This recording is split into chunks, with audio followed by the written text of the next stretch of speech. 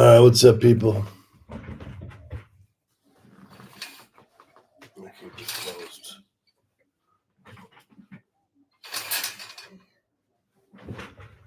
What's going on, people out there in the internet world? How's everything? How you doing? How you doing out there? That's the first line of Sam Cooke's live at the Harlem Square Inn is, "How you doing out there?" Wonderful album, one of the best albums ever made, in my opinion, was Sam Cooke live at the Harlem Square Inn in 1964. If you haven't heard it, you've got to check it out. It's a fantastic, absolutely wonderful album done live at the Harlem Square in 1964. I've never ever heard anyone ever. I've never heard anyone ever get the crowd engagement so tight and so right. You know, Sam Cooke, man, one of a kind. You know, and unfortunately, gone too soon. It's amazing, you know. He was shot while he was going into his hotel room by the I think the lady who owned the hotel. I think the lady who owned the hotel was there, and she was at the in the lobby, and I'm not quite sure. You can see the interview online. I've seen it once or twice, and she just said she didn't real clear what she said as far as I remember, but she just said that what Sam said was, "Lady, you shot me," right? You know, and then I think she shot him in the stomach. And then the light known as Sam Cooke went out. You know, to me, one of the greatest. But well, not there's no buts about it. But the what I know is, you know, he came from the Soul Stirrers. The Soul Stirrers were a big thing, you know, and I think the Reverend H. Harris sang on the sang with the Soul Stirrers before Sam Cooke, and then Sam Cooke took over for Reverend H. Harris, and then he went on his own and did Sam Cooke. It was wildly successful. One of the reasons he had to go live solo was because some of his content was considered not to be part of the religious boundaries that were set up in his Baptist church. But anyway, that was Sam Cooke. I want to see something here. What I can do? Am I allowed to? Let's see. I can pop out timestamps, moderation activity, participants. What? I click participants. That's me. Now, I have my own music. I'd like to put my own music in. I need my glasses for this.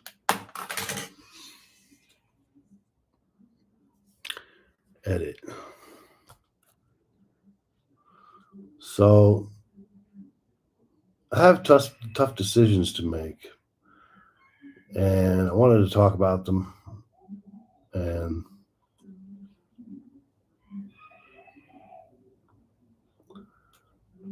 I have to identify what the decisions I have to make are. Right. So I'm in Thailand.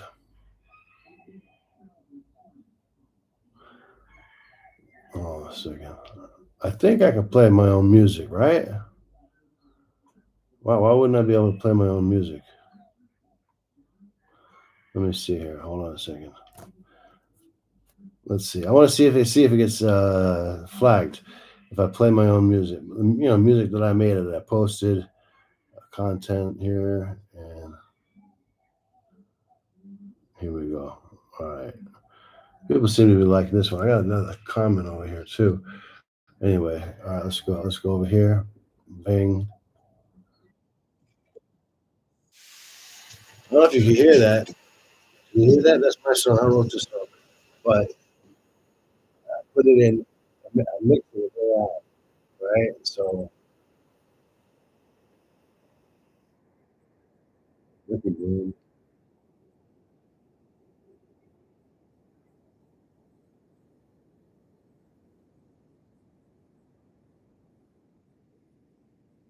You know, initially, I just wanted to use this as like as a background, like a tool to like formulate the song that I had already had in my mind. This song here, I had this song in my mind for over 20 years. I wanted to do it. I don't have any musicians around me, and so when the mixing of it, mixing of the AI mixing things became available, I already knew the lyrics to the song, and I knew I knew the genre, I knew the what instruments I wanted to highlight inside the song, and I put it in there. Right? And it came out great, fantastic, wonderful song. It's got like 1,500 hits so far in the last 24 hours. All right, so that means it's a good song. I mean, it's a good song that people like. I knew it's the minute that I made this song, I knew that it was. I knew that when it spit out how it made it, I knew that this is a hit. You know, it's strange that way too. It's like sometimes you hear you hear a song, that, even if you make it, like or if a friend of yours makes it, you just know it's good. You get that feeling. I used to play guitar a long time ago, and yeah, so I still play guitar, acoustic guitar a little bit. It's in the other room. I'm not going to play now, but still play a little bit. Nothing special, but keeps them moving.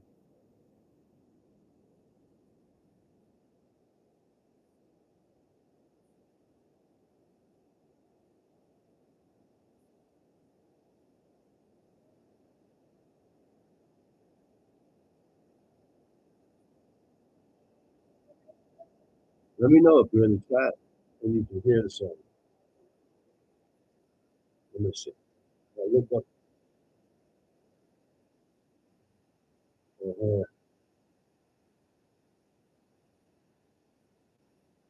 All right, let me figure out. Look over here.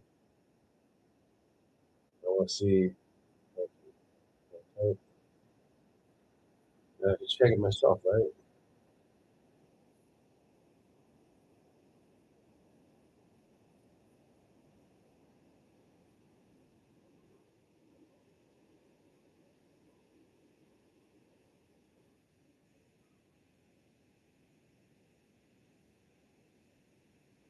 I don't know. No, I can't even see it. Can you hear? Can you hear the song? Because I won't get. I'm not going to get flagged. It's my song, right? I got the copyright. Odie, let's see. I'm trying to get it hit it up. See if I can.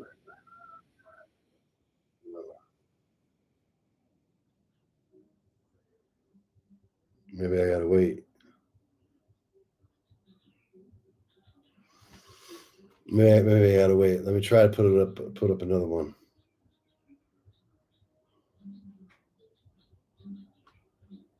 All right. Here's. I love this one. One of my favorites. This might be my favorite song. Uh,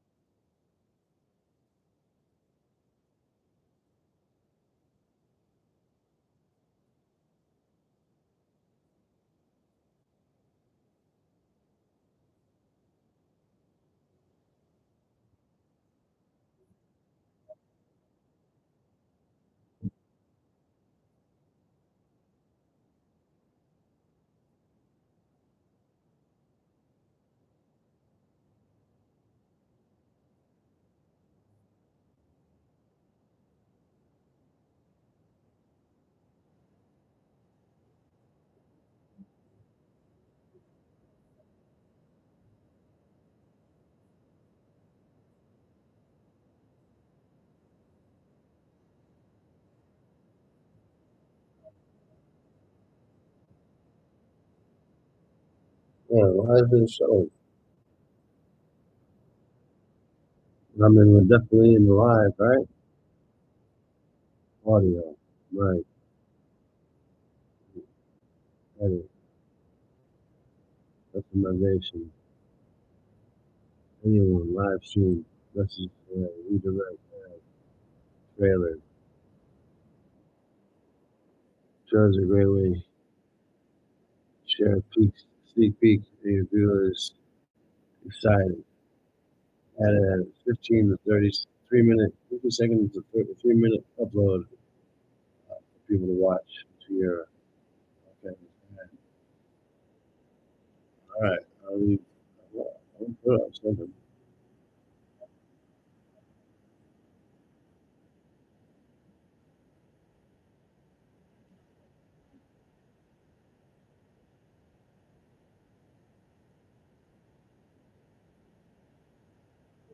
Let's see here.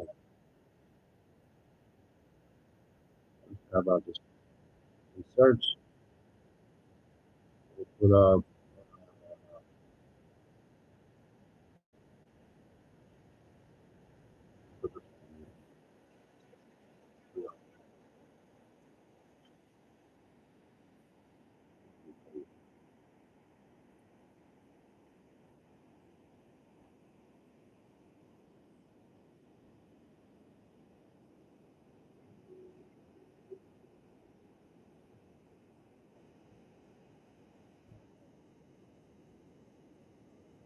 That's a true story too.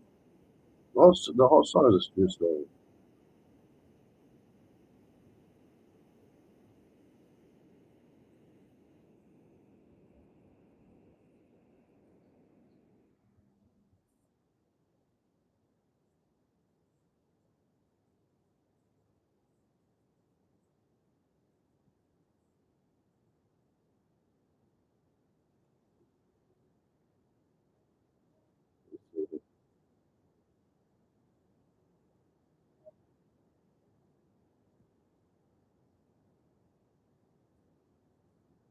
What's that?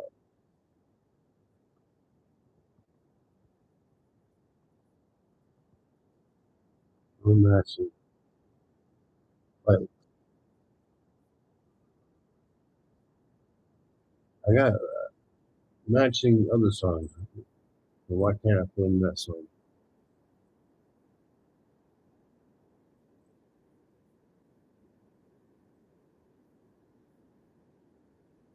Uh, I don't want to let me put my own music up. That's weird.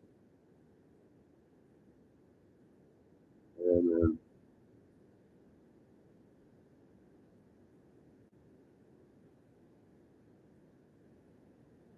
All right. Well, I don't know. I mean, I could play it. I could cheat, actually. I think I will. Let me cheat. Let me play this song. This is the latest song that I wrote right here. Hold on a second. Here we go.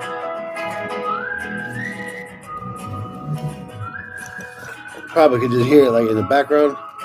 But I can't get flagged. How can I get flagged on my own song, right? These songs about one man and a woman whose names are you and me.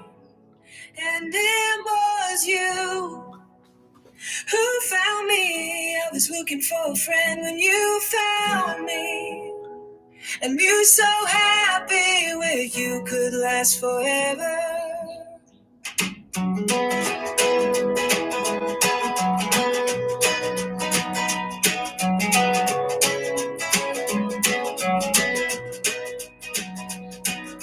Must have been in high school when I saw you on the lawn. But I never would have believed that you would say hi to me. One day you came over and said, did the cat default overlay will provide a countdown for duration. So let me see if I take that out. So add a custom overlay for your breaks for choosing from your videos. Oh, okay. All right, so if I want to choose a break, then I could choose a break. And let me save. Wow. And we were so happy with you could last forever. We became fast friends and you Let me see if I can choose another one. my nervous system. Yeah, why? Tingling. You looked at me and said, Why can't? when are you gonna kiss me with my knees? I mean, it's like, that's crazy. Right there. But I mustered up the courage. I had to make My best song you love me yet. Please And I can't make it like wow, that's so weird. I can't make the break song I'm a lucky man. I wonder why. That's crazy. The song's not even, or maybe because it's up somewhere here. Hold on a second. Hold on a second. Now let's do it. No, I still can't do it. That's crazy. What the hell did I have wrong against my song? Damn. That's crazy. I'm surprised. I don't even know why, man. All right, well, I saved one that I could save.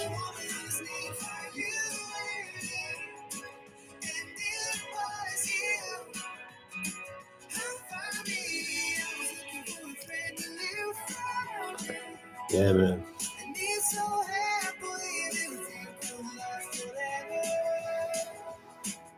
Whoever said men were stronger than women had it wrong. More often than not, it's the man whose throat gets lumped and sheds a tear in private. Sometimes in public, women are stronger than me, that's for sure. Cause they can move on, but a man like me carries you in his heart forever. It's crazy. I tried to add one of my songs to the break, like when I put on a break. And the most popular song, it doesn't even show up in the break, which is nuts, man. But what I got to do is I got to do some sort of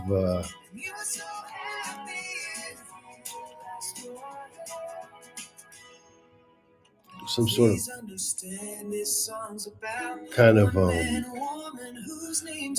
gotta figure out how to do this thing. So I have to react to videos. You know what I'm saying? If I don't do that, this shit's never gonna get off the ground, and I'm never gonna be successful at doing this, which is what I want to do. You know what I'm saying?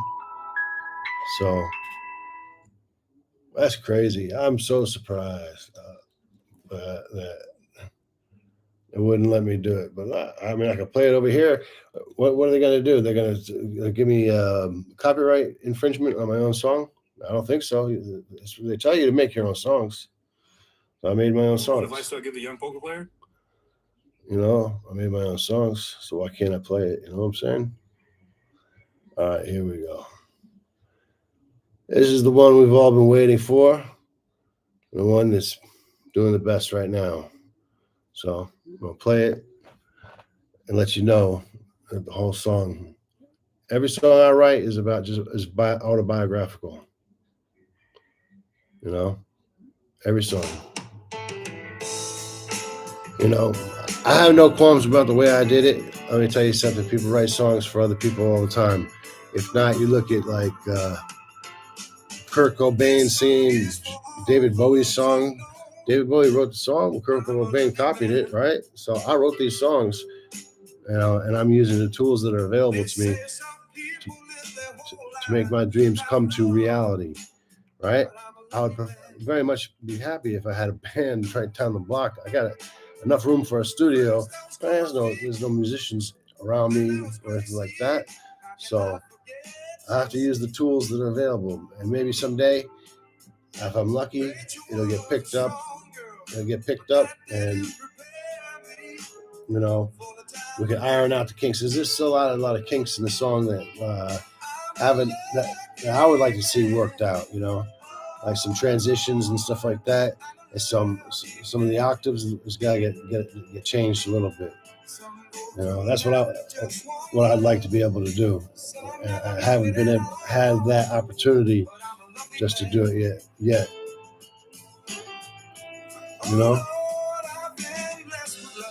But that's what I'd like to do. God willing, one day. Let me see here. Let me see if I can do it. Put it back. Megan found me as we waited in line at the bar. She took me in her arms, kissed me, and I knew I was in love. And she loved me. I'm a lucky man. After a while, messing around on my own, I met Trisha, and she was an angel. Never be another. She was past, but she told me she would be back to tap me on my shoulder if ever I should falter. Goddamn, I miss her. Lord knows I'm a lucky man. Goddamn, I'm a lucky man. For life was over, I'd spend my days That'll make it easy. in the bar, but then I met Julia. She showed me things I knew not yet. She showed me family love and friendship. All right, well, I got it. That's what I got. I work with what I got. All right.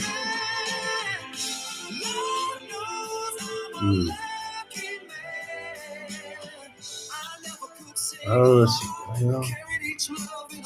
I gotta do this. I gotta do the streaming. That's what I gotta do.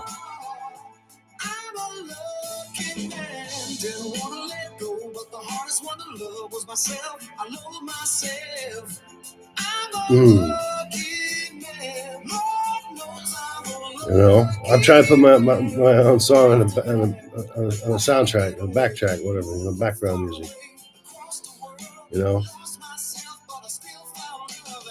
They won't let me do it. But they can't copyright me, right? It's my song.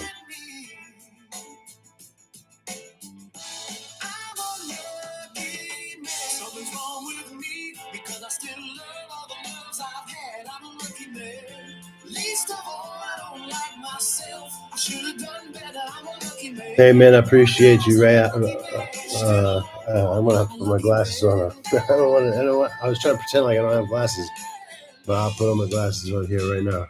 I don't see anyone here. I hope you're doing well. And then, I super appreciate you. And Bala Christian is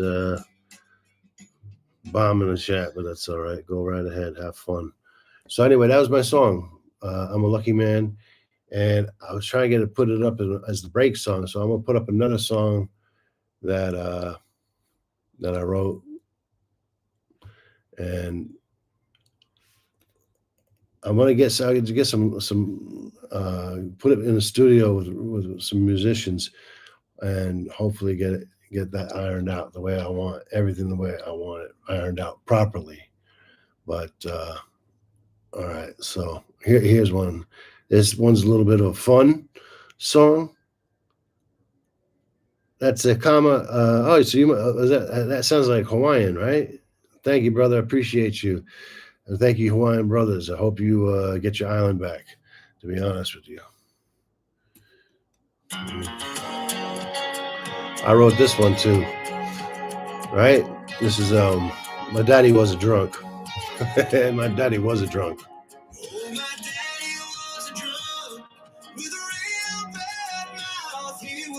Emotions are for the weak, but he had to kill us in the bottle. I'd hit the streets and mix with folks. Some would say they wish they had a father, and I would say you got it easy.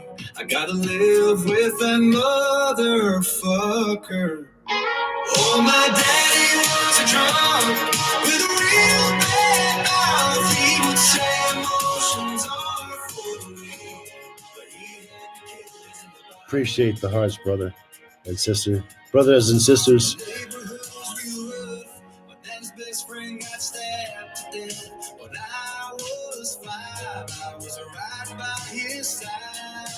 That's a true story, man. That wasn't the only murder I seen.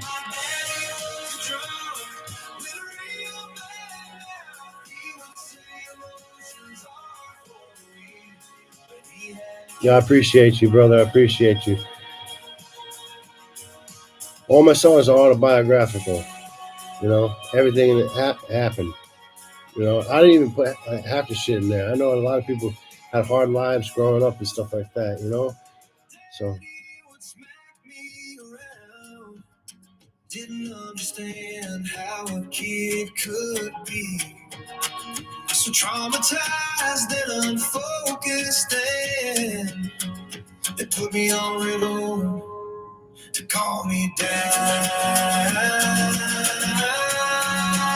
Oh, my day was drunk with a real red mouth. He would say emotions are for the weak, but he had the keys in the mind. Daddy would hurt my mother, but one day she was able to get away. Bless her soul. Never expected to make it out alive from my house on the other side.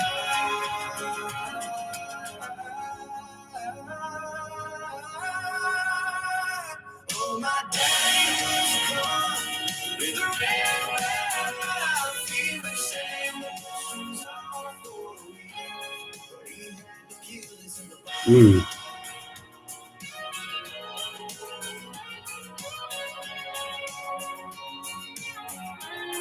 You know how that goes, right?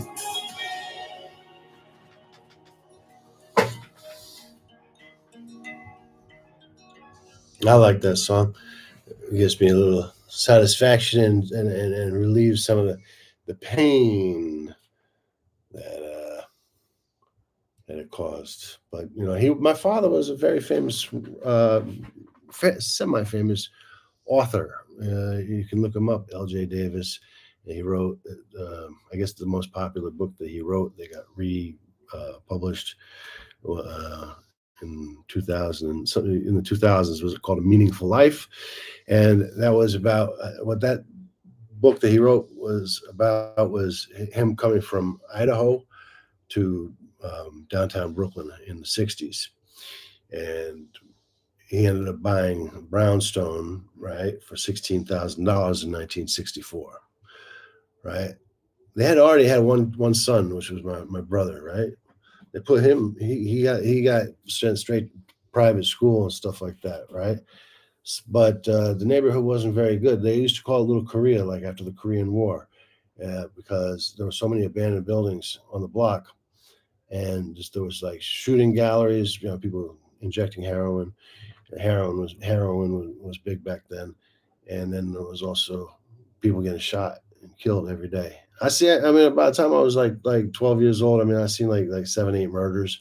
I seen the worst, some of the worst, you know, one of the worst murders you can do to somebody. I saw that happened. That happened a couple blocks away from where I lived, and you know, anyway, so that's why I kind of like to write about it. It certainly has a therapeutic value for me, for sure. You know, I like this one here. This one, this is. I think this one's dope, man. You know, I mean, I do. I don't know why more people don't, but I fucking love it, man. You know. All right, here we go. I'll play it for you now.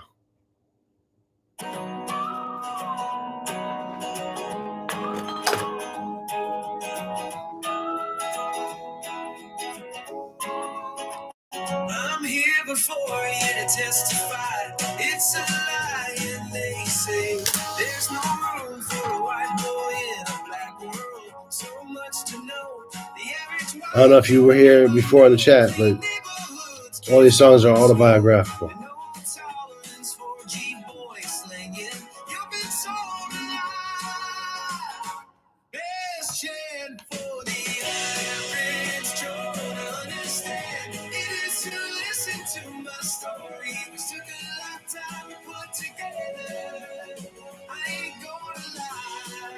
Sometimes we're painful, but isn't it true?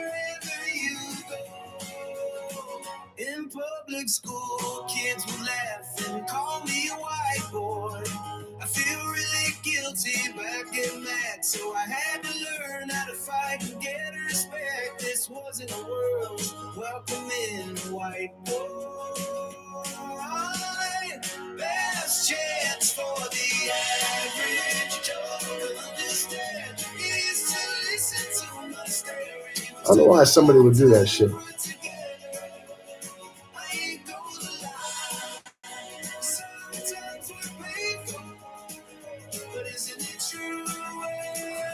I mean, give me a like and then take it away.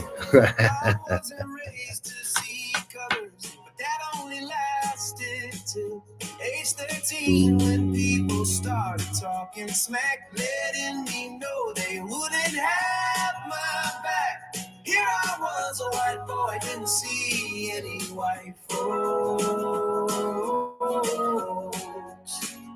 Used to smoke up in Harlem, no one ever stepped to me. I was a white boy. Best chance for the average Joe. What you want me to do? It is to listen to my story, which took a lifetime to put together. I ain't gonna lie, some plans were painful, but isn't it true wherever you go? I didn't have a father show me how the world worked. I ended walking through Washington Square in 1984 when an old man with a glass eye and a crutch just knew. He looked at me and said, the white people don't want you, so they gave you to us. I smiled ear to ear and knew this man would speak the truth, and he gave me lessons. His name was London. God bless you, London, and I have to thank you because I was lost and you guided me. Taught me how the world works, and he didn't mince words, just spoke straight. Taught me how to behave like a man. 40 years have passed, and under this song we're climbing a mountain. He was an adventure in the wild. No one will see him again. But I know he's somewhere out there. Best chance for the average Joe. It is to listen to my story, which took a lifetime to put together. Time to pray for, but isn't it true wherever you go? I never lived with the white folks, don't know their ways, but I don't hate them. Why would I hate myself for that? Now I'm an old man, sometimes I get called whitey, and it makes me smile. Full of pride because I survived, and I thank London, a strong black man, for teaching me. Best chance of the average Joe to understand. It is to listen to my story, which took a lifetime to put together. Sometimes I'm grateful, but it's just wherever you go.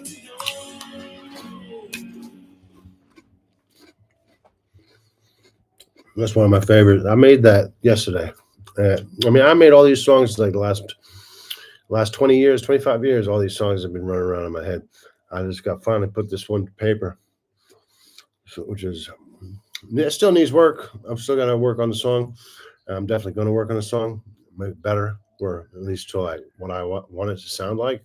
I don't think it sounds so bad as it is right now. I don't know. What do you think? You think anything?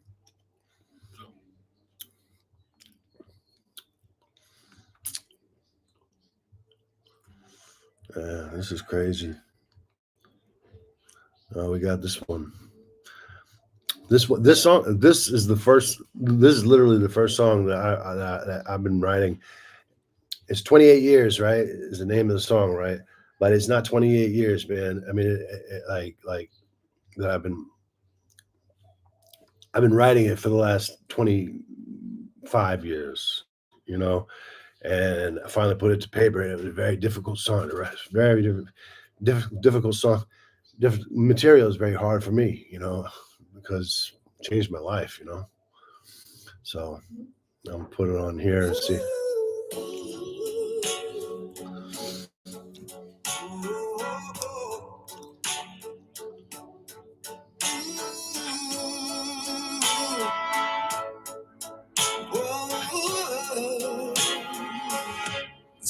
28 years now of me wishing you and I were back in those times. Remember when we were young and free, running around as if the future would be fine. And I truly believe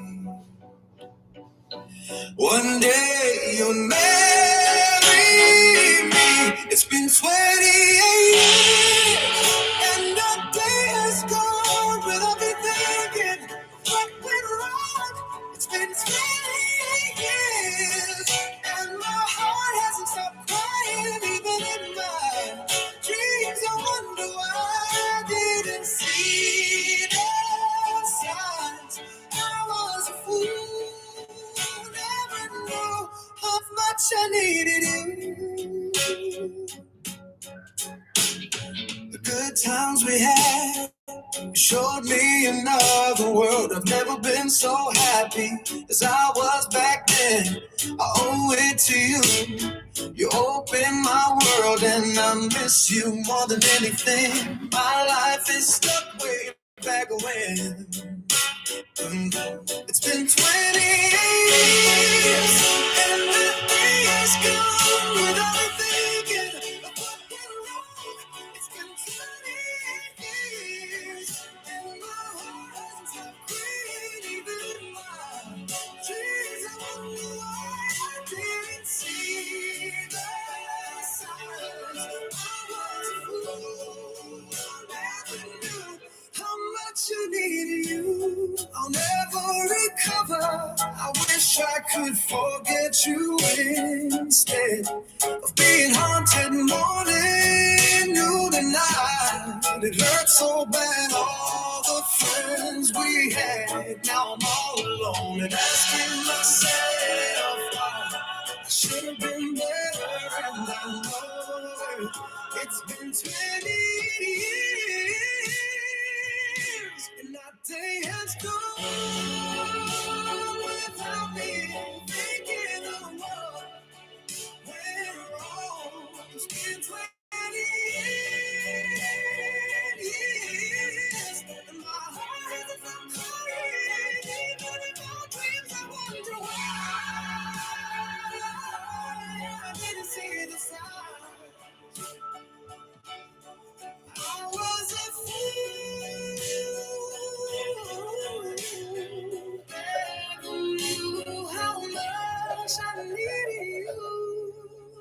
Now you're married with kids, and I pray for your happiness. But how can I forget how I'm left with so much sadness? Thinking of you and me exploring the world together. Life hasn't been the same. I don't think I'll ever recover. Missing you, missing us times. Instead of life we used to share. Instead of that broken, I think of you. I dream of you. I can't get you out of my life. God knows I miss the everything of you. I'm missing you. I'm crying inside now.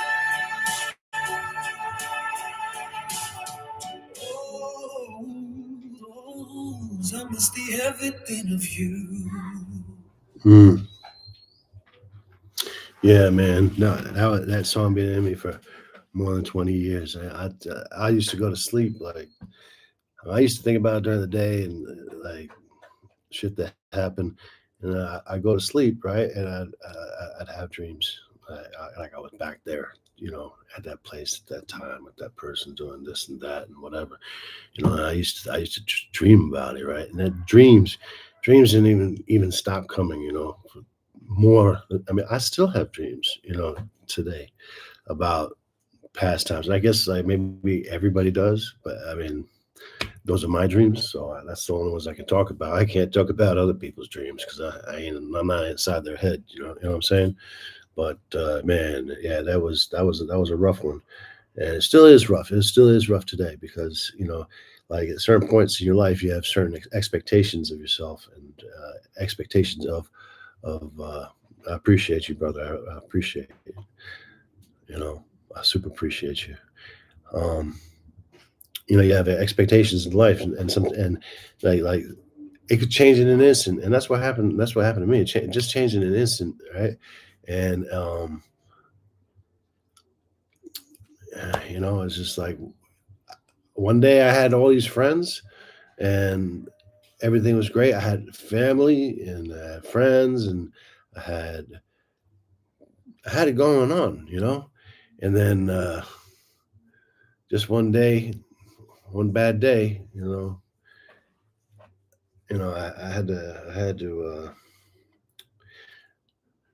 had to go somewhere, and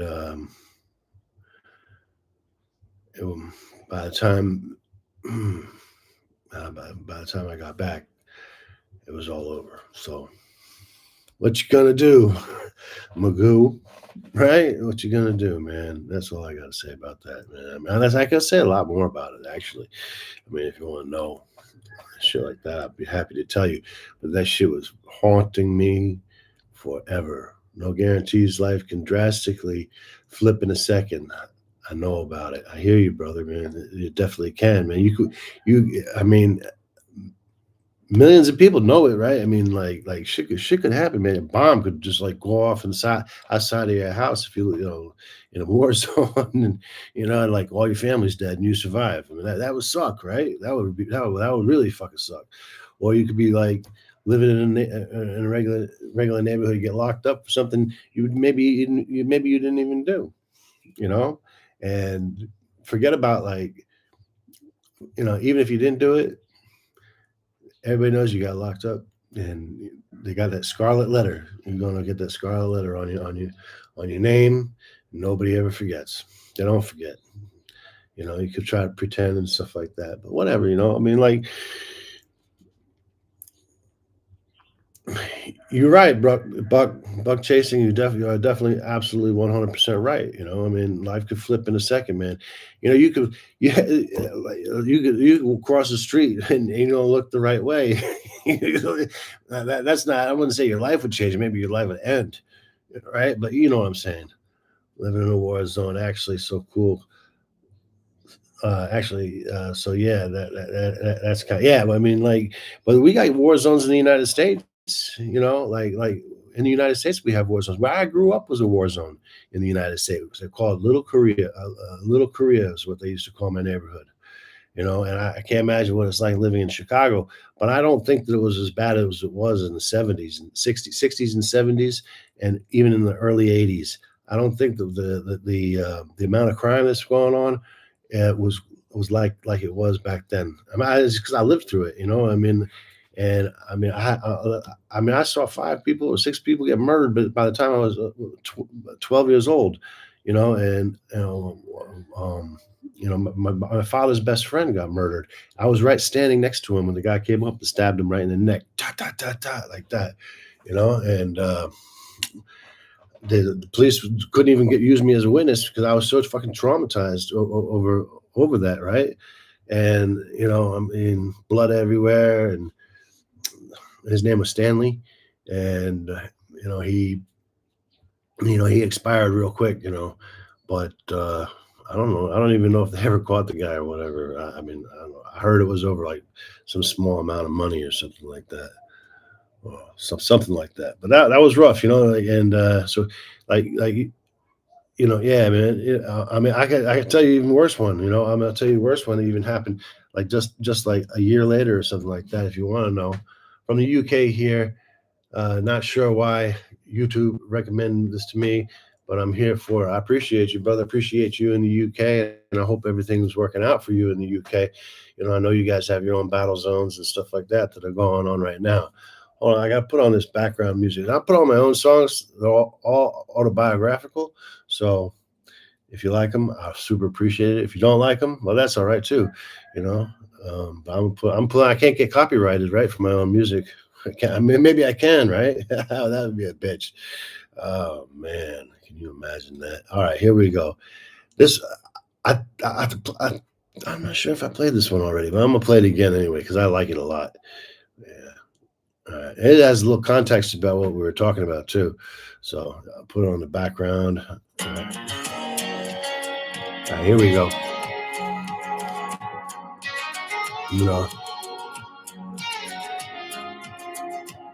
Yeah, man, these are my own songs. What's up, brother? How you doing? What part of Africa are you from, by the way? Anyway, But I want to tell you, I really admire Traore. You know, yeah, that guy, I like what he's done. You know, I mean, he's a fantastic leader, right? So far, as far as we know, you never know when it could flip. You know, I gotta live with that motherfucker. Oh, my daddy was a drunk with a real bad mouth. He would say emotions are for the weak, but he had the killers in the body. The neighborhood was real rough. East Africa. Oh, say like Eritrea, Ethiopia, or that could be. Let's see, what else could it? What's on the top of East Africa? Egypt. I don't know. Well, blessings, big ups to you. Whatever, you know. I hope everything is nice and beautiful where you are. I hope you're not suffering. You know, I would pray, wish the best for everybody.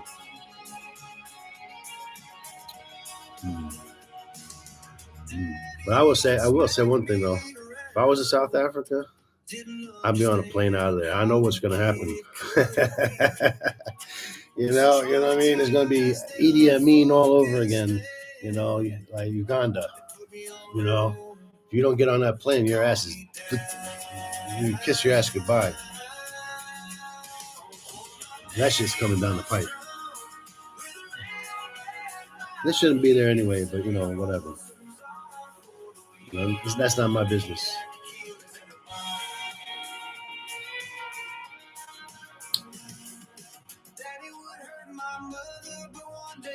She was able to get away, bless her soul. Never expected to make it out. I wrote a song for Tommy Robinson, by the way, from the UK. I'm not going to play it, though. I'm not happy with it. I sent it to him. How do you feel in the UK? You seem greatly educated on foreign affairs. I mean, I certainly look. I keep myself informed, right? You know, I mean, you got to keep yourself informed. Some real, you know. Yeah, right. Quit playing, boss. And Tom Robinson isn't even his real name. I found out, by the way. I don't really know if he's going to be the leader or whatnot, but I'm telling you, man, that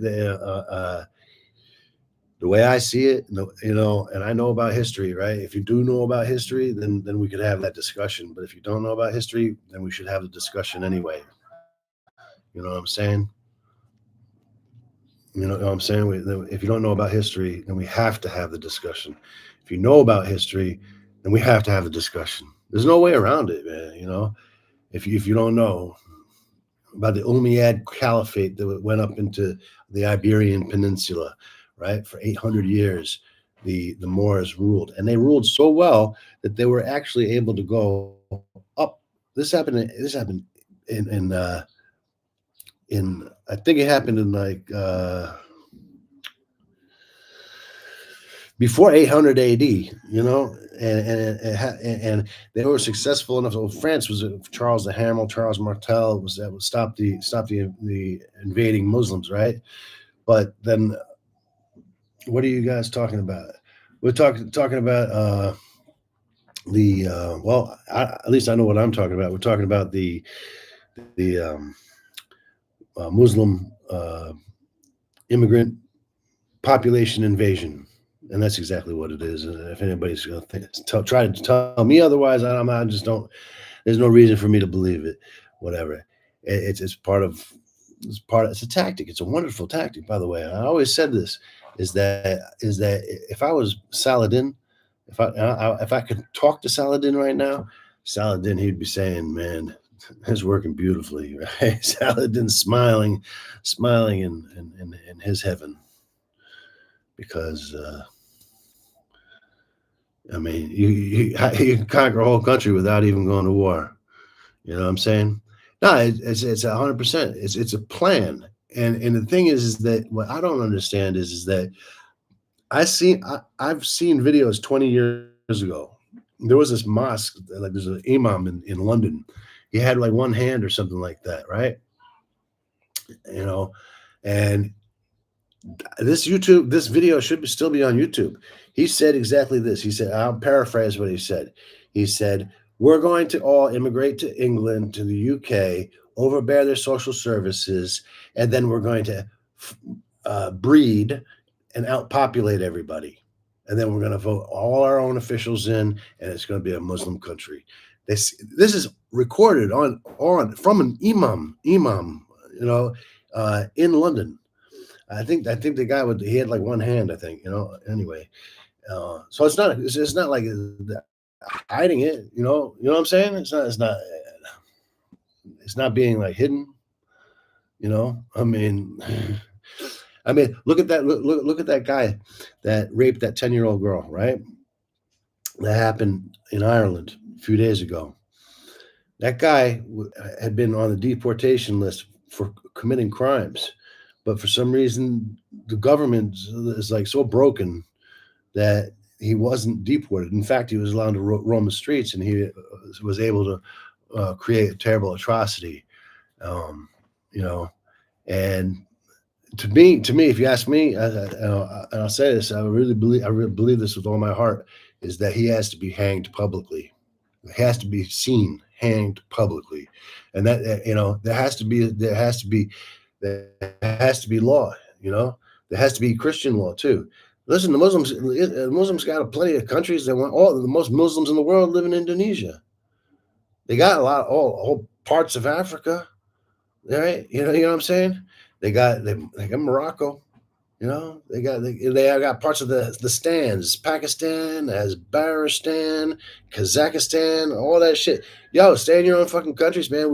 We had our Christian thing going on, but the goal of Islam, and this is a fact, is to conquer the world. They figure that their goal is the goal of Islam, and it's written in the Quran that to conquer the world through Islam. So many cases like that are similar. Some of the offenders are getting less sentences in jail than people making statements on Twitter about the UK immigration issues, and it's awful. Absolutely, man. Like it's incredible, man. It's just incredible. And the failure is, this is a crime. How is this even happening? How is this fucking happening?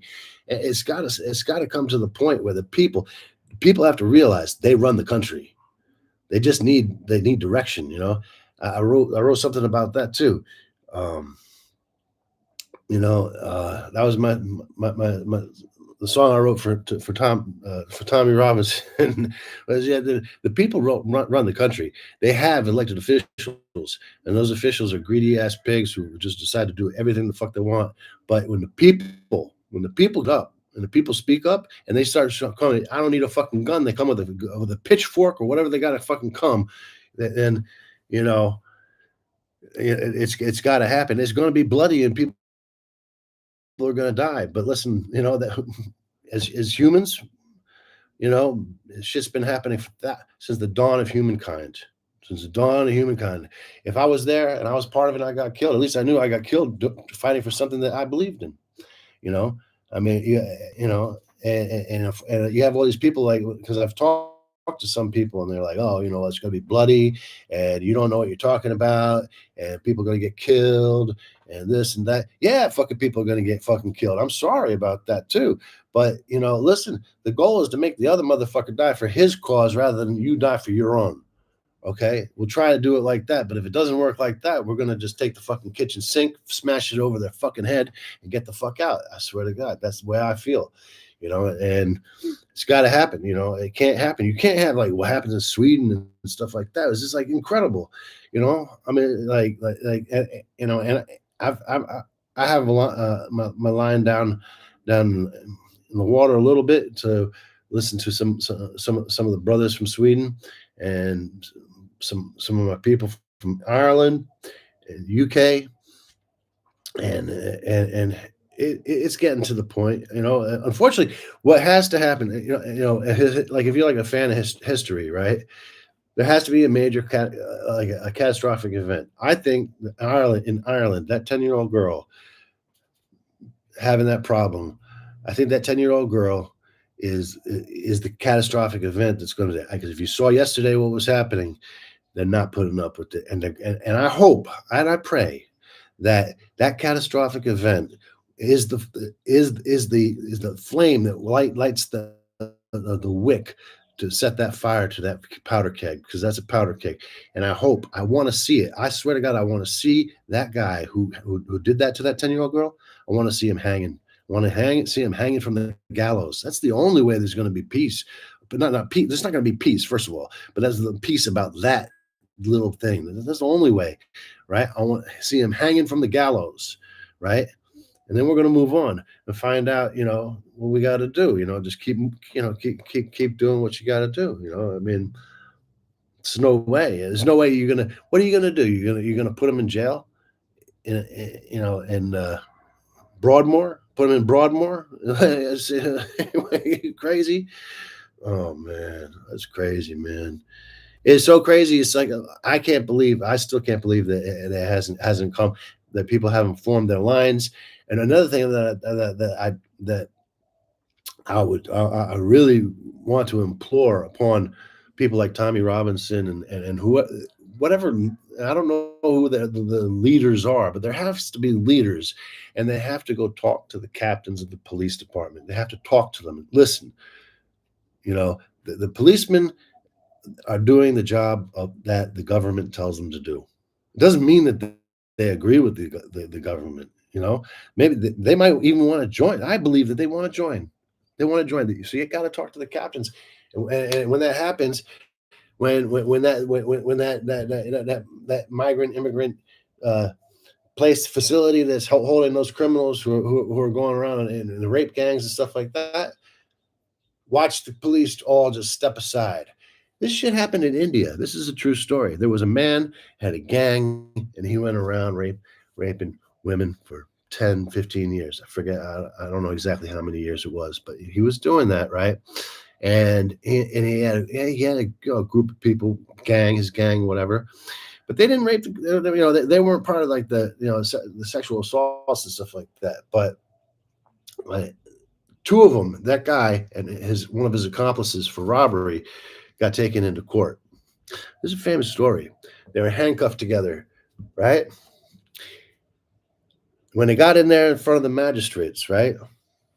They had an open. Generally, when you go have a trial, there's open doors so people can come. Well, guess what? Guess who showed up? Hundreds, if not thousands, hundreds of Indian women showed up with knives. When they were done,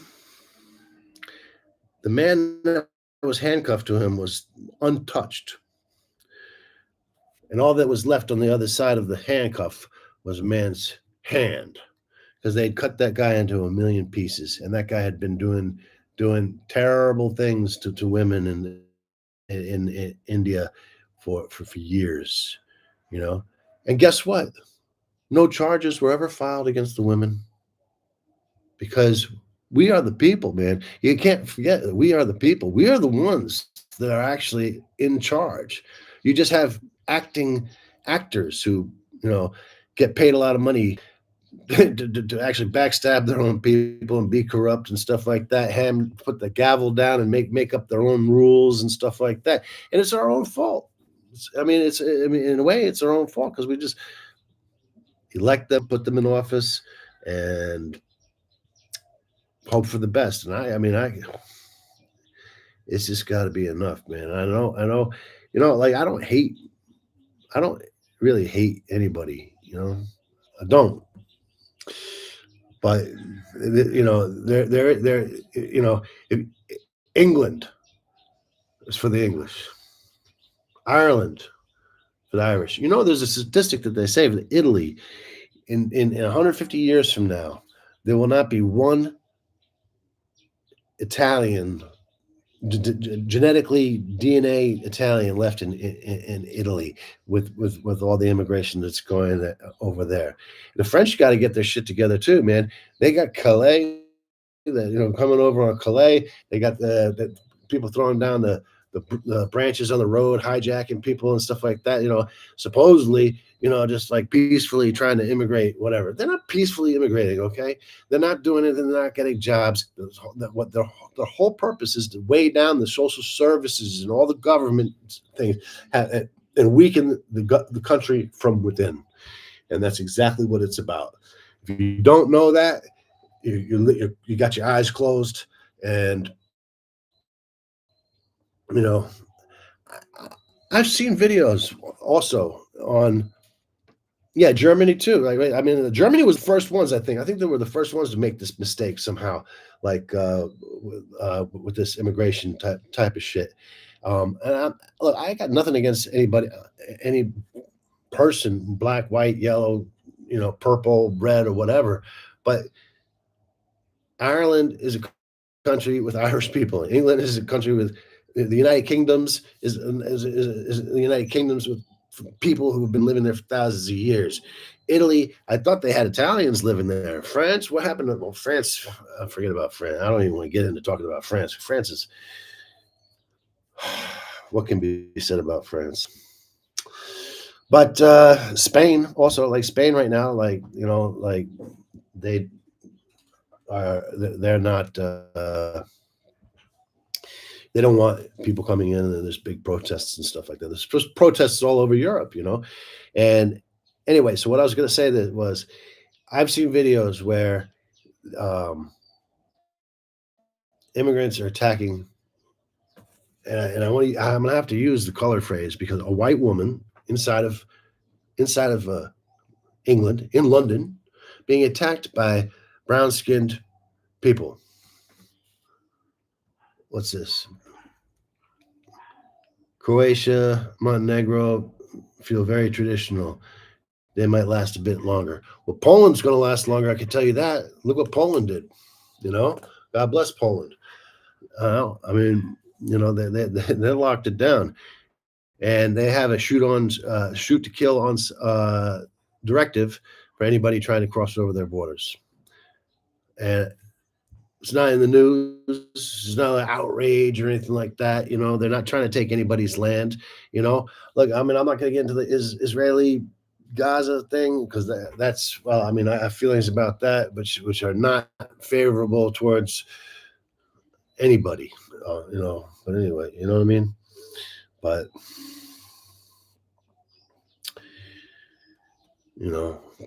Poland, Poland did it for sure, right? Here, I wrote this song. I'll put on just a little background music, just because, I don't know, set the mood.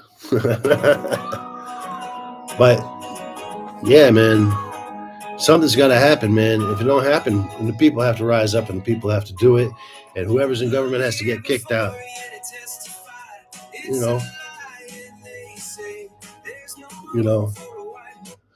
To be honest with you, I think that there's got to be a revolution inside of the United Kingdom. How could they have even fucking done that? I mean, like I went to the UK. I lived in the UK in the year 2000.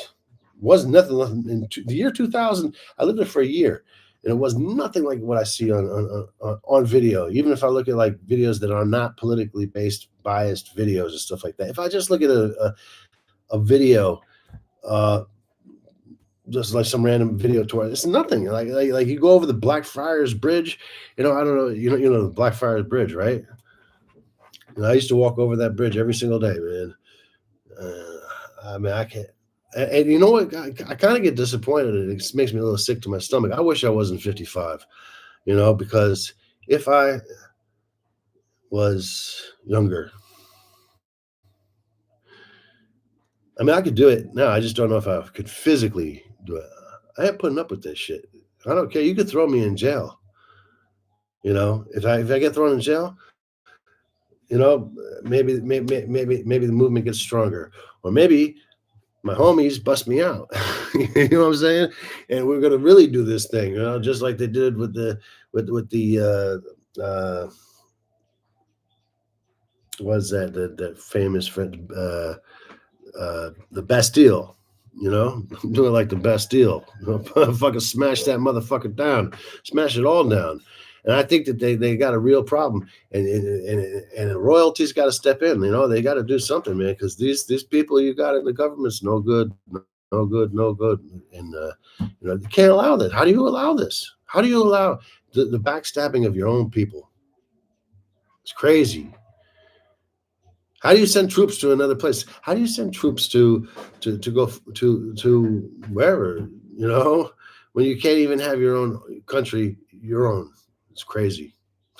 But I wanted to say something that I didn't get finished. I didn't finish my thought because I got sidetracked. So I saw this woman being an English woman. I mean, she was white, was being attacked by brown-skinned Moroccans or wherever the fuck they came from, but they weren't from England, I guarantee you. And they were attacking her, and some dude was just there with the camera just filming it, right? And some people kind of stepped in and stuff like that. Let me tell you something. I live in Thailand.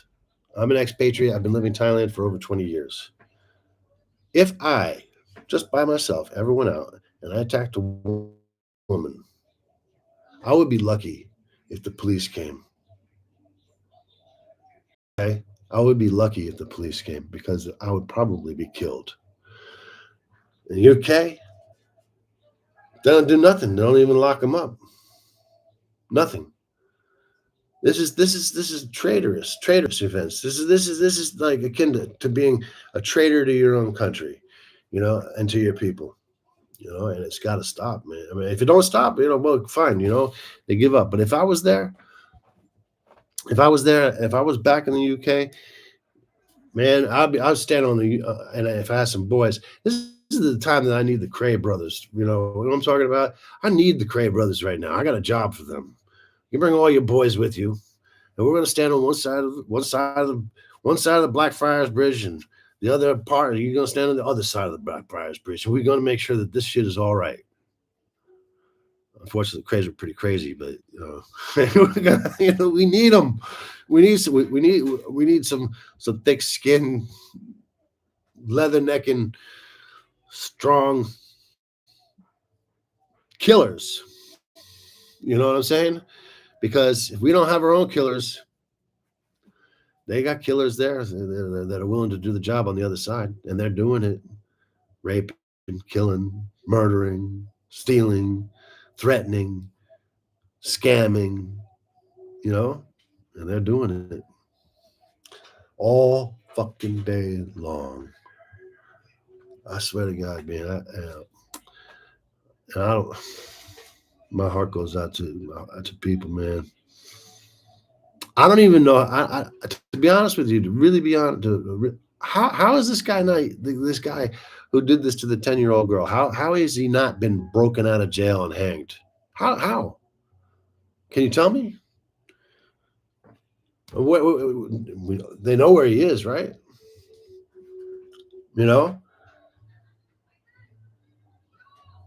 There will be peace.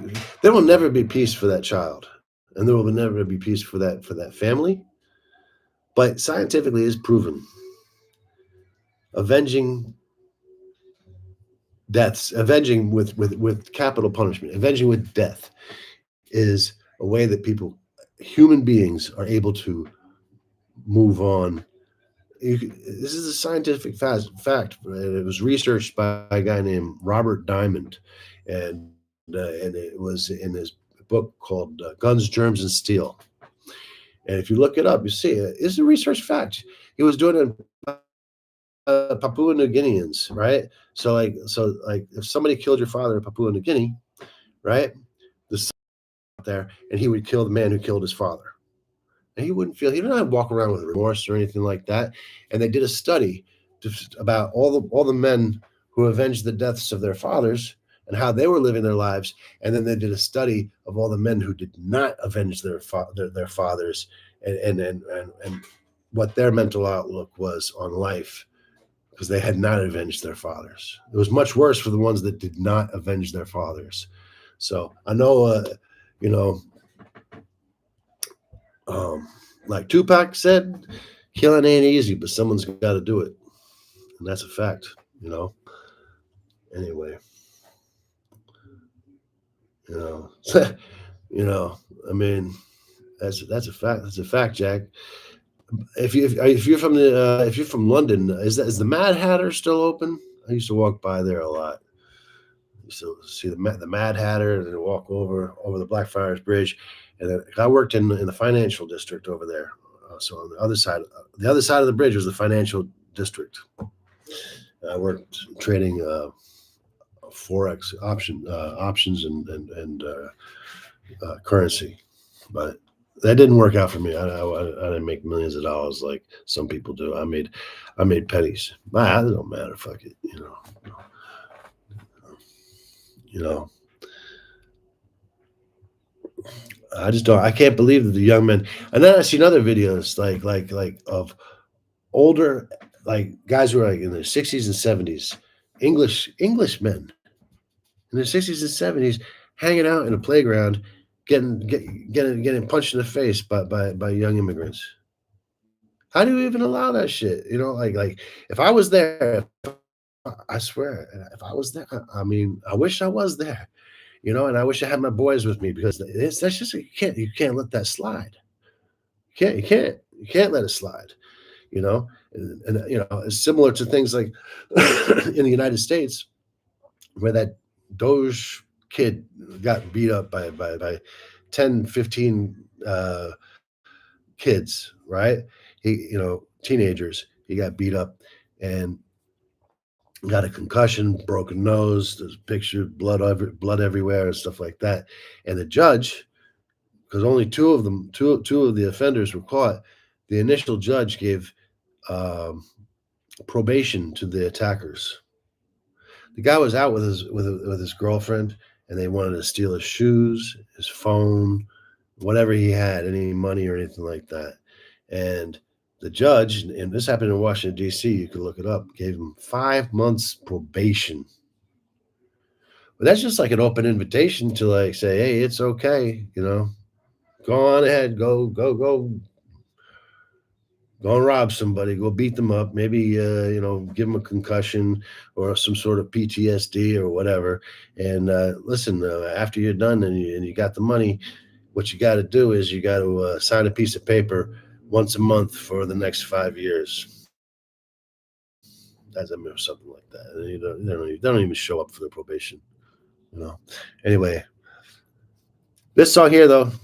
I want to play this song. Do you guys want to hear? Do you want to hear a song? I wrote all these songs I wrote, so I like to play another song. If you want to hear it, it's about being white. I was a white boy growing up in a black neighborhood, right? I used to be a big fan of the Clash. The White Man and the Hammersmith Palais. Yeah, I don't know if you ever heard that one.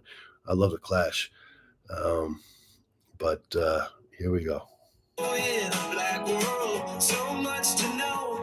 The average white Joe would never know. Clean neighborhoods, kids going to school, and no tolerance for G boys slinging. You've been sold a lie. Best chant for the average Joe to understand. It is to listen to my story, which took a long time to put together. I ain't gonna lie. Sometimes we're painful, but isn't it true? Wherever you go, in public school, kids would laugh and call me a white boy. I feel really guilty back in that, so I had to learn how to fight and get respect. This wasn't a world welcoming a white boy.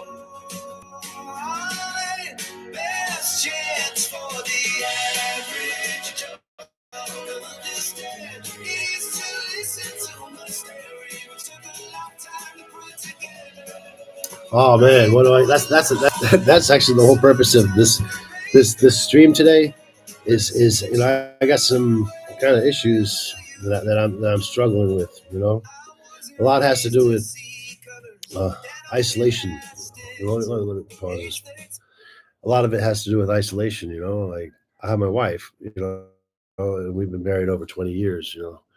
And I have I've gone back to United States. I went to Japan. I've been some places and stuff like that. I've been to Japan like 4 or 5 times. Um, won't ever be going back there again. But I did. I will tell you one story. I don't know if you follow the UFC or anything like that. This was in the back when BJ Penn. I was sitting next to BJ Penn on a flight from Thailand to the I don't know the name of the airport, the Tokyo airport or whatever. And I was sitting next to him and his wife, right? And I was like, I was like drinking. I was like putting back. You can still back then. You can still pound a put back a few. And I was trying to talk to him, and I was like, man, I'm a big fan and everything like that. Blah, blah. And he just like turned around and he kind of looked at me. And I said, you know what? I'm gonna be quiet. But then when we deplaned, right? We deplaned on an asphalt on like not in the terminal, right? We like on a like out on the asphalt on the runway and stuff like that. We walked down the steps and stuff like that, and I was walking behind him, right? Him and his wife, right? And I just had to say it. I said, I know you're BJ Penn, right? He didn't turn around, but his wife turned around and she smiled and said, mm-hmm. They gave me like the thumbs up, and I was like, oh yeah, I just sat next to BJ Penn, yo. You know what I'm saying? I was like, what? I was about 8 sheets to the wind, but man, I made it. I was there for a competition myself, but I had different kinds of competition. I was a professional backgammon player. That's kind of how I ended up in Asia as a professional backgammon player. I was ranked in the top 50 in the world at one time. Especially before the internet and the advent of artificial intelligence, which solved backgammon as a game. Chess is virtually solved, right? And it did a lot of harm and stuff like that. So I had to find some kind of try to find some other things to do to try to generate income. I'm not very successful. But when it was good, it was really good, So that's what I did. That was my main bag to make money. Made I consider a lot of money, and so there was like this bill that was passed in the United States, like the Unlawful Internet Gaming Exclusion Act, which is called the UIGEA, and sites just started closing. Gambling sites, right? Because Las Vegas didn't want people to be able to gamble on the sites that were, outside of Las Vegas, right? They were losing money. So it was George Bush signed the bill, whatever.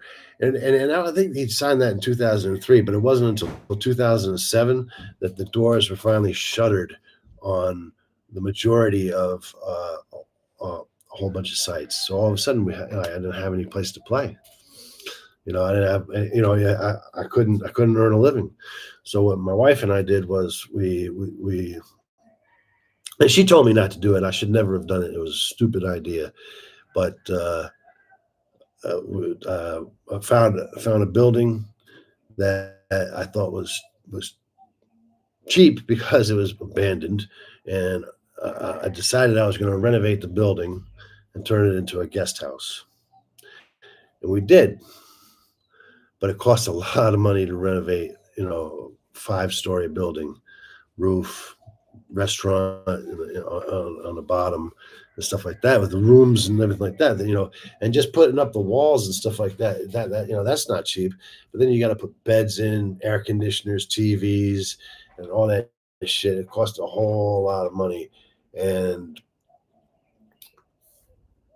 it was really just a guest house. We were like around the corner from the bus station, because there's a bus station that arrives from Bangkok. So a lot of backpackers would get off and then come in. We had customers, but we had invested so much money into this project. We were never going to get our money back. I mean, I didn't see. I mean, like we had to charge competitive rates, open all the time, and it didn't work out. There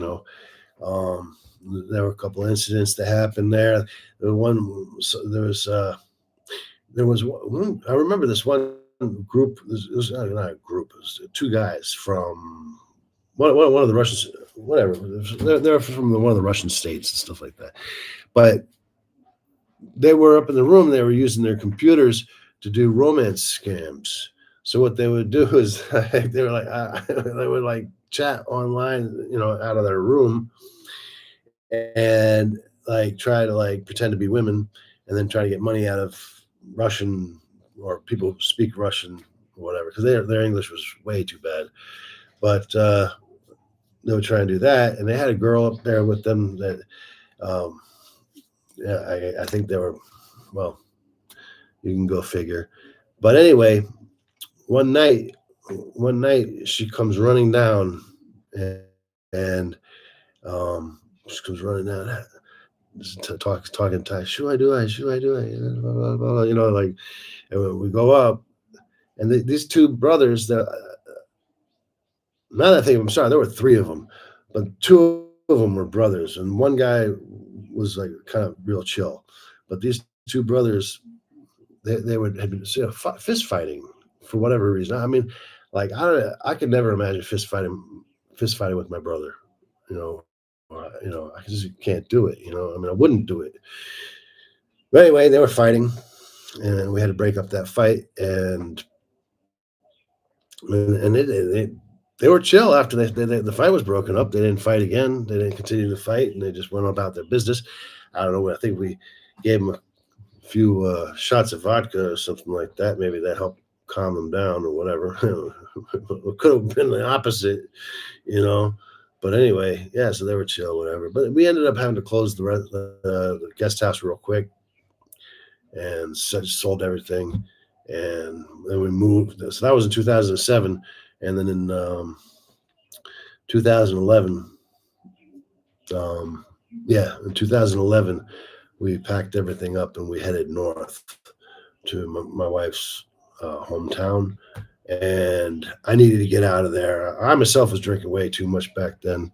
And it was good to get away and get up into the country. And we did a little, like, I mean, we weren't making any money, but say rice farming or whatever, you're not going to make any money, But it was nice. It was beautiful. I mean, if you're not about money, if you're not looking to make money, it's beautiful. And I would go out there to the rice farm every day, and I'd go sit out there, and I would just look at the mountains, because we were in a valley. In order for rice to be profitable, to be able to grow, you need sort of a delta-like area. So you need a lot of water. Right, and it has to flood like 3 times a year because rice grows in water. Right, so we had a mountain range on the west side, and a mountain range on the east side, and then the rice fields just going down straight down. It would go down. This mountain range goes all the way down Thailand for hundreds of miles, hundreds of kilometers. And you just look down there, and you start just like, you could daydream, look up in the sky, see the beautiful sky, and the sun, and the clouds, and blue, and birds flying, and stuff like that. It was, and then you feel like you're really in touch with yourself. But you can be in touch with yourself all you want. You still got to find money, right? You got to put food on the table, So anyway, that didn't last too long. And ended up doing some other things. So I ended up doing some other things. I did end up going back to the United States. I went back to the United States. I hadn't been there well, that's not quite true. I went back to the United States 2 times before that. The first time I went back there was my father was very sick, and I went back to help out, do what I could to stabilize his life, as it were. He was in a nursing home for a little while, then he got out of the nursing home. But that's a long story, and I would like to tell that story, but there's a lot of details that happened, and he ended up getting murdered by my sister because there was a trust fund that was set up, and my brother and my sister made themselves the executors of the estate, and they forged all the documents, and I hadn't seen them. And I never thought in a million years. I knew my sister was a criminal. She's actually a police officer, to believe it or not. She's a sergeant in the police force. But I knew she's a sociopathic criminal. You know, I seen her in action. And but when we were young, we were real tight. We were very, very close. But anyway, but my brother, I said, you know what?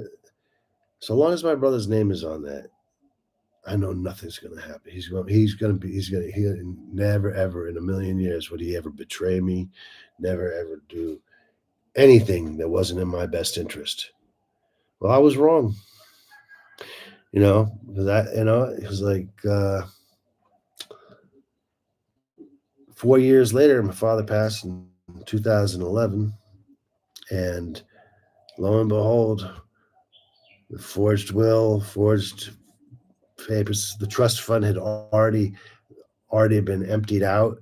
And I knew that because I was in contact with my father 2 weeks before he was murdered. And he found out that the money was missing, and he confronted my sister. And after he confronted my sister, he was dead. I don't have any proof. I don't have any proof. I was on the other side of the world, but I had emails. I had things like that. Nothing made sense. So at the very least, what I was requesting of people who were involved was there should be an investigation. I would like to see an investigation. This is my father. He just died. I was just talking to him last week, and he's, we're talking about financial business and his estate and everything like that. And then he's dead a week later. Immediately cremated. That's why I guess she was a police officer. She probably could move the whole thing, process quickly. But she had already. Whether she killed him or not, that there's not proof of that. I don't have proof of that. I have circumstantial evidence, but I do have. We did have proof that she emptied out the trust fund, which was set up not for us, no, as children to receive the money, but it was set up for him so that if he had like physical ailments and stuff like that, to take care of him for his life. And if there was anything left over when he passed away, fine, we would have chopped it up, and that would have been normal. But no, that's not what happened. It's pretty fucking sick if you ask me. But I found that out. I thought that was actually probably the worst pieces of betrayal I ever had in my life. And after that, I went crazy. I really started going nuts.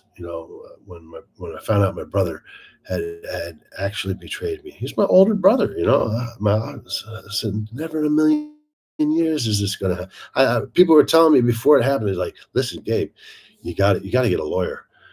People go crazy when the money hits the table. People go crazy for money. You can never trust anybody or anything like that. And I was like, nah. My brother would never, ever do anything like that. Well, I was wrong. Anyway, so where were we going with this? So yeah. So I figured where were we going? Oh, I'd been back to the United States a couple of times. So I had been back in 2007 for my father's affairs, and then real sad in 2013 I went back for 5 days. I was called back by my stepfather. My mother had divorced my father years and years before. She remarried, and she was very happy, but she was only 70 years old, and she's like was getting very sick, and the doctors couldn't identify how she was getting sick or whatever. But she lost a whole bunch of weight, just skin and bones. And so my stepfather, so to speak, I wouldn't even call him my stepfather because he had nothing to do with my life. But her husband sent me the email, listen, it's time for you to come say goodbye to your mother. So I went in 2013, and I went there. That was like one of the hardest things ever, man. I was there 5 days. All I did, I said, she was in her bed. I just stayed in her room next. I'm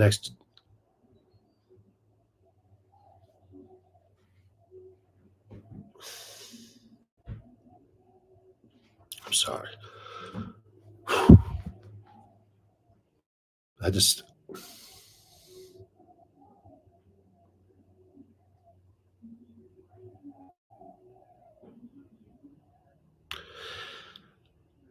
I just stayed in the room in a bed next to her, and we just talked about you know our lives and whatever. And it was beautiful in a way. It was very very sad. I tried to make her laugh and stuff like that, happier, but when it came time to go, because I was the first one, my brother was supposed to visit after me. It was like she wanted her sons to come see her before she passed, and so like it came time for me to go, and I had to leave the house. Right, I had like a wood house in Northern California, and her husband Steve walks me out, standing out on the curb, waiting for the taxi to come. And I'm just looking back at the house, and I knew right in the house my mother was in that room. And I was like, "How can I be leaving?" Which, it's not the way she wanted it, so like she didn't want it that way. I didn't want. I mean, I was like, man, and I got up. I ended up getting on a plane, and that was the day that I don't know if you remember this, but like, or if you covered it, but that was like the day there was the Boston Marathon bombing. So like I was like flying out of Redding, California, and then I think connect a flight in L.A. But in that flight from Redding, California to L.A. was when the Boston bombings. This two brothers did the Boston bombing in Boston. That was the day that I was flying back to Thailand, and I remember that because obviously I saw it on the news. And I was like, man, I was in a heavy heart, man, just leaving because my mom's, you know.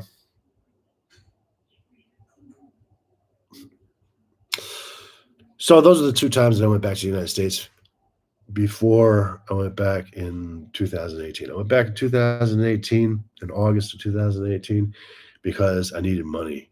And I also needed to make sure, because they had a social security system for American citizens and stuff like that. So I had to make sure that I had enough credits, working credits, so that I would be, like, by the time I turned 62 or 65 or 67, I mean, depending on the day, that I had enough credits that I could collect Social Security that I paid into the system.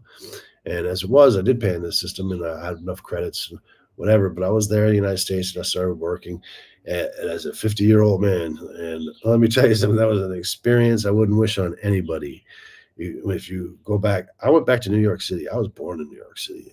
I had friends, but all my friends, the problem is that all the friends that I had when I was younger, all the friends that I had were like 20 years older than me, right? So, like, I used to hang around in Washington Square, in the parks and stuff like that, and like, with with the brothers and stuff like that, and like we had our thing doing, things were all right, but they were all about 20 years older than me. And when I got back, like, I couldn't put one and one together. Couldn't put one and two together, two and one, or whatever. I couldn't put anything together. Everybody was dead. Either they were dead or in a nursing for all those years when I was young. If you ever make a crew, make sure they're younger than you. That's why when I did finally get married, I made sure my wife was how many years younger than me? 6 years younger than me. Because I don't want to live. I don't want to, I don't want to live, outlive her. I couldn't take it. Like, women are stronger than men. Listen, when it comes down to that, you just know women are stronger than men. They can deal with it. I've seen them deal with it. They can deal with it. A man cannot deal with it. It's the end of him. He'll become an alcoholic, shutter the house, or close the apartment, or whatever. He'll stop showering and stop bathing. He'll stop everything. I've seen it. So I don't want that to happen to me. I'm guaranteed to make sure I pass before my wife does. But anyway, so. Yeah, if you ever got a crew, make sure they're all younger than you, or at least your own age. Don't have a crew of people who are like 20, 25 years older than you, because yeah, obvious reasons. Anyway, so I went back to New York and I stayed there for about 5 years. 5 years working, and the only work that I mean, I got a couple jobs, nothing good. I mean, I had to stay in an SRO, single room occupancy. I didn't have a lot of money, and a single room occupancy, in case you don't know, is basically a closet. Like, the room that I was renting at first, the room that I was renting was an 8 by 5, right? So just like a jail cell. It had no window, no heat, no electric, no furniture. It was just a closet. And so I rented it out. I was paying $650 a month to stay in this fucking thing. Listen, and I would use like my suitcase for my head and a jacket for a blanket. And I would go out and work at that time. At that time, I was working. The first job that I had, I was working as a cook, um, and then I got a job driving a truck, right? But it's real hard to, like, put enough money together, especially if you have to send money back home, to put enough money to get an apartment, because every apartment that you want to rent, costs $4,000 a month minimum. I don't really know. I mean, the rents were just absolutely crazy, and I was like, there's no way I'm going to pay. No way I'm going to pay $2,500 for a room that's twice the size of the room that I was staying in. Well, I couldn't even believe I was paying $650 to live in a closet. And I stayed there for a year and a half, year and a fucking half, man. The room wasn't big enough to put a bed in, but I was sleeping on the floor. I was used to it, because when I was younger, I was like, I was like, I did a lot of like manual labor and stuff like that. I worked on fishing boats and stuff. I went out fishing. I travel all around. I used to like jump on Greyhound buses and go from New York to Washington, jump on a boat, work on a boat for fishing, go out fishing in the Puget Sound and the Straits of Juan de Fuca and stuff like that, up by Bellingham and the coast of Canada and stuff like that. Fucking beautiful times. The only bad part of that is killing fish, but it was beautiful, and the experience was beautiful too. I did it a number of times. I mean, I went from New York to Texas. That was the southern route. Texas to New York to Washington D.C. Not Washington D.C. Washington State, and then back on the northern route. Man, the northern route takes a lot longer than the southern route. And I did it to go to San Francisco, and yeah, that's it. That was enough times for me, but it was a great experience. I enjoyed it. Back then it was that was in the 80s, late 80s, and back in the late 80s, it doesn't even seem like that long ago, but it was like we're talking about 30 years ago, right? People could smoke on the bus, and this was like, I was a smoker back then too, you know. But I wouldn't smoke on the bus because some reason like they have like this air purifier or something like that where it's supposed to purify the air. But if you're a smoker and you smoke, it's kind of like messes with the taste of the cigarette or something like that. So like I remember I didn't really like smoking on the bus. Also, I don't like smoke. I like smoking my face and stuff like that. So I would just sit up in the non-smoking area, and when the bus would pull into a stop, I would get out, smoke a cigarette, whatever, take care of my business, get back on the bus. But the whole bus stank. Anyway, thank goodness they outlawed cigarette smoking in buses. I don't smoke. I quit smoking 5 years ago. One of the best decisions. I don't even credit it as my decision. To be very, very honest about it, I don't credit it as my decision. But it's the best thing. One of the best things that ever happened to me was the ability, the relief of this curse that was on me. What happened was 5 years ago, I was standing outside an Irish pub, and I had a cigarette in my hand, and it was January or so, very cold out. had that cigarette in my hand. It was a Newport cigarette. I'm looking at it. Light it up. And I'm looking at the thing. I just hold it like this, so straight up like that. Hold it. I looked at that thing and I said, man, I've had enough of you. And I threw it away. Boom. They went in the gutter. And from that moment on, I felt like a weight was released off of me. I had no withdrawals. I had nothing. I never wanted to smoke another cigarette again since that time. And I credit that as the hand of God. Somehow the hand of God was placed on me, and he relieved me of that craving for cigarettes and the addiction and stuff like that. Because I had tried to quit a million times. That was 5 years ago. I had smoked for 40 years, and I had tried to quit. That one moment, I don't know what it was. I don't know how it happened. I just looked at that. I took one toke of that cigarette. One toke, looked at it, said, I had enough of you. And I threw it in the gutter. And it was like the hand of God just like that touched me. And I was free. I'm free of addiction. I didn't have any addictions to cigarettes. I haven't smoked since, and I will never smoke again. God willing, But yeah, man, that was, and then shortly after that, I quit drinking too, because shit, if you're not gonna smoke, why are you gonna drink? That's another thing I always fucking had a problem with, people talking about drinking, right? Alcohol itself is alcohol, right? So you drink a drink, and if you drink it, right, you have an effect, right? But they tell you that you are supposed to be a social drinker. You're supposed to only drink a little bit or something like that. And I always thought, what is the point of that? If you're going to drink and it gives you a feeling and it changes your emotion, your inhibitions and everything like that, well, let's just drink a little bit more of it. And then have another one after that too. And you know what? Just keep going. Keep going. That's what I feel. You might as well do it right. So that got me locked up too. I got locked up for a short period of time for public intoxication. But I don't drink. It's been about 5 years now too. 5-year anniversary of not drinking. I don't go to any programs or anything like that. I don't take medication. I don't do any of that shit. I just know that I'm done with it. So it's like God has changed me. My belief in God has changed also. And I don't really believe in like God, like a man up in the sky or anything like that. I don't believe that's not really how I see it.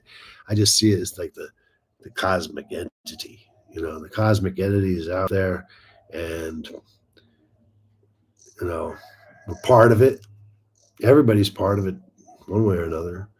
I mean, and so I started, reading, stuff that I hadn't read since I was a kid. I was raised in a Catholic church and picked up the Bible again and read a couple of Bible. I didn't read too much of it. I'm not going to, but I get up to like, I read the Old Testament, which was reading it as an adult was an eye opener, because I was like, man, are you serious? You really, this is in the Bible? The Bible is not a book of like, there's some funky shit going on in there, and some brutal shit too, So, yeah, so I read that, but I really got into like more into the precepts or the tenets of religion. So like the 7 deadly sins, try to follow that, because if you don't actively know what they are, then you are more likely to commit one of those sins. But I studied more like the Buddhist Eightfold Noble Path, right? So like that's like that. It's like the seven deadly sins. So it's like bad speech.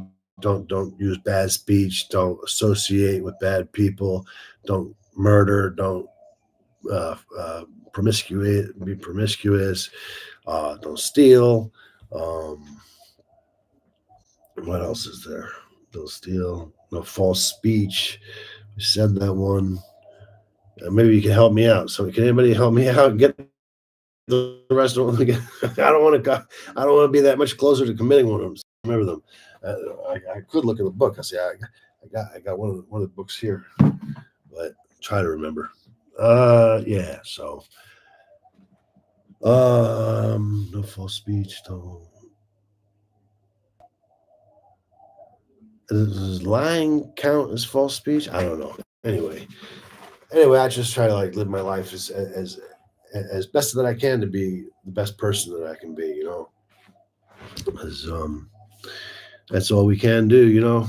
And that's what I've been trying to do. So, how we got off the topic of the UK and Ireland and stuff like that, I don't know. But time